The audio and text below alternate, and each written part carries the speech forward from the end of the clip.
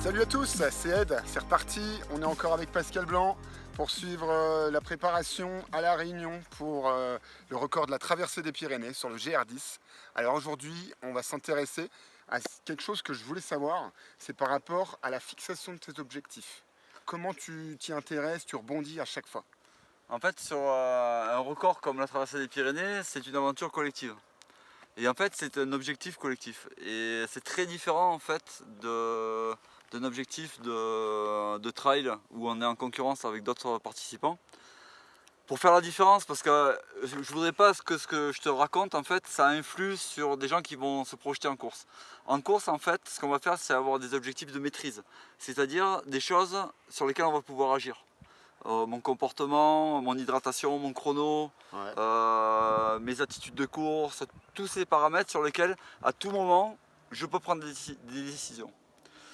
Si j'oriente mon attention sur les concurrents, ce qui est très fréquent, là ça devient problématique parce que c'est des objectifs de résultat, par exemple arriver premier d'une course, et il suffit en fait qu'il y ait quelqu'un qu'on n'ait pas prévu, on sait qu'il est plus fort que nous, et à ce moment-là, on arrive au départ, on le voit, et rien que le fait de le voir, en fait, la confiance s'effondre. Donc, par contre, si je me suis calé sur des objectifs en disant, par exemple comme fait Antoine Guillon, à 13h43, j'arrive à tel endroit, et que je me rends compte que je suis 2 minutes avant, 2 minutes derrière, pas de souci, ça fonctionne. D'accord? On peut se recaler par rapport à son objectif. Okay. Donc moi, sur la traversée des Pyrénées, le truc, c'est que je suis sur un objectif collectif. Donc mon attention, elle va être aussi portée sur les autres. Et en fait, mon objectif, ça va être qu'il y ait une cohésion, une compréhension entre toutes les personnes qui sont dans l'équipe. Et ensuite, bien sûr, il y a les objectifs chronométriques qui vont me servir. 900 km, c'est très long. Donc il va falloir passer des paliers. Donc on verra à la reconnaissance ce qu'on trouve comme énergie, comme milieu, comme massif. Ça peut être à la fin d'un massif, ça peut être un refuge, ça peut être un arbre, ça peut être plein de choses en fait qui vont permettre de découper le gros objectif en petits sous-objectifs et à chaque fois avec des saveurs différentes en fait.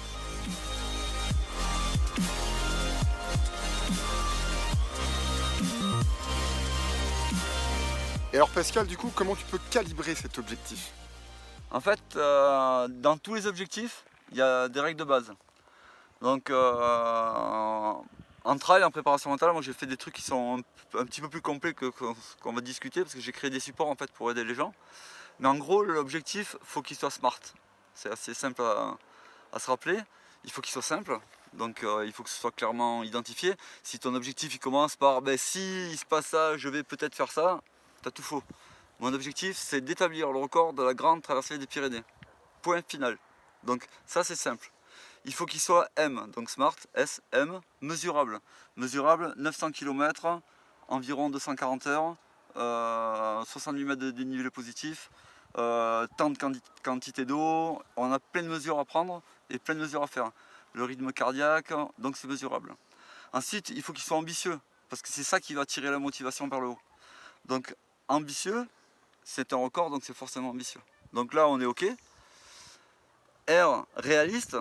Ça justement réaliste, justement c'est toute l'anticipation qu'on fait autour de ce défi pour le rendre le plus réaliste possible. Donc le travail qu'on fait à l'entraînement, physique, renforcement, on prépare l'équipe, on fait du travail mental, on est avec Mano Bourgeois pour la nutrition. Je veux dire vraiment on brosse tous les thèmes pour donner du réalisme.